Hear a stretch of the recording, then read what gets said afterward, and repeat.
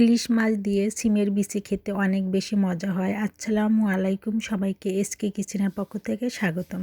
আশা করি সবাই খুব ভালো আছেন, সুস্থ আছেন। প্রথমে আমি আমার বাগান থেকে সিমের বিচি পেড়ে নিয়ে এসেছি, তারপরে খোসা ছাড়িয়ে নেব। আর এদিকে ইলিশ মাছটা আমি কেটে ধুয়ে পরিষ্কার করে লবণ, হলুদ, সরিষার তেল দিয়ে মেখে রেখে দেবো। আর বিচিগুলো সুন্দর মতো খোসা ছাড়িয়ে নিয়েছি। এখন আমি চলে যাচ্ছি রান্নায়। প্রথমে প্যানে দিয়ে দিলাম পরিমাণ মতো তেল, তারপরে দিয়ে দিলাম একটা পেঁয়াজ কুচি, তারপরে দিয়ে দেব কিছু কাঁচামরিচ কুচি, দিয়ে 1 থেকে 2 মিনিট একটু হালকা ভেজে নেব যাতে কাঁচা গন্ধটা চলে যায়। তারপরে সামান্য একটু পানি দিয়ে দিলাম। এখন দিয়ে দিচ্ছি পরিমাণ মতো লবণ, তারপরে দিয়ে দেব 1 চামচ হলুদ গুঁড়া,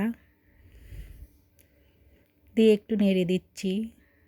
তারপরে দিয়ে দিলাম 1 চামচ জিরার গুঁড়া, সামান্য একটু ধনিয়া গুঁড়া, দিয়ে সুন্দর মতো নেড়েচেড়ে মশলাটাকে আমি 5 মিনিটের মতো কষিয়ে নেব। তারপরে দিয়ে দিচ্ছি মেখে রাখা ইলিশ মাছের পিসগুলো, দিয়ে একটু নেড়েচেড়ে আলতো হাতে সামান্য একটু পানি দিয়ে এটাকে আমি ঢেকে প্রায় 5 মিনিটের মতো রান্না করে নেব। ফিরে আসলাম 5 মিনিট পর। মাছটা আমার সুন্দর মতো কষানো হয়ে গিয়েছে। এখন মাছের পিসগুলো উঠিয়ে নেব। মাছের সবগুলো পিস উঠিয়ে নিয়ে এখন আমি এই মশলার ভিতরে ধুয়ে রাখা সিমের বিচিগুলো দিয়ে দেব। দিয়ে সুন্দর মতো সিমের বিচিটা 1 থেকে 2 মিনিট একটু ভেজে ভেজে কষিয়ে নেব। আর কারা কারা এরকম মাছ দিয়ে সিমের বিচি খেতে পছন্দ করেন অবশ্যই কমেন্ট করে বলবেন। আমার তো ভীষণ ভালো লাগে, আমার বাসারও সবারই এই বিচিটা খুব পছন্দ। এখন আমার বিচিটা সুন্দর মতো কষানো হয়ে গিয়েছে। এখন আমি ঝোলের জন্য পরিমাণ মতো গরম পানি দিয়ে দিচ্ছি। এখানে প্রায় আমি 1.5 কাপ মতো গরম পানি দেব, দিয়ে ঢেকে আমি প্রায় 10 মিনিটের মতো রান্না করব। ফিরে আসলাম 10 মিনিট পর।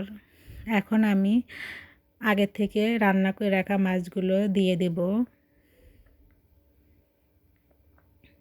দিয়ে সুন্দর মতো আলতো হাতে একটু নেড়ে চেড়ে নেব। এভাবে আমি আরও প্রায় 5 মিনিটের মতো ঢেকে রান্না করব। ফিরে আসলাম 5 মিনিট পর। এই তো আমার রান্নাটা প্রায় হয়ে গিয়েছে। আরও আমি ঢেকে 2-1 মিনিট রান্না করব, ঝোলটা একটু কমিয়ে নেব। এই তো রান্নার ফাইনাল লুক। দেখতে যেমন সুন্দর হয়েছে, খেতেও অসম্ভব মজা ছিল। সবাইকে আমার ভিডিও দেখার জন্য ধন্যবাদ। যারা আমার ভিডিওটা ফেসবুক পেজ থেকে দেখবেন, লাইক, কমেন্ট, শেয়ার ও ফলো দিয়ে রাখবেন। ইউটিউব চ্যানেল থেকে দেখলে সাবস্ক্রাইব করবেন। সবাই ভালো থাকবেন, সুস্থ থাকবেন। সবার জন্য শুভকামনা রইল। আল্লাহ হাফেজ।